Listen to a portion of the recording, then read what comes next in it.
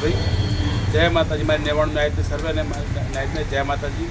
અને મારી માં કાલ રાત્રિમાં પાછા આવ્યા છે, ડીડીએ વાળા લઈને આવ્યા માતાજીને। અને માતાજી કહેશે તમારા માતાજી લઈ લો અને અમારા પાસે અને અમે સમાચાર આવી છીએ અને માતાજી 500 રૂપિયા 501 મૂકીને ગયા। અત્યારે મારી નાયતને બધાને જણાવું છું કે મારી નાયત જે વાઇટ જોઈને બેઠા હતા મારી માં કાલ રાત્રિ પાસે આવે, માતાજી પાસે આવે તો માતાજી પાસે આવી ગયા છે। પશ્ચિમપુરી પોકેટ 2માં જે વૈષ્ણવવાનું મઠ છે એ માતાજીનો વિહામો છે।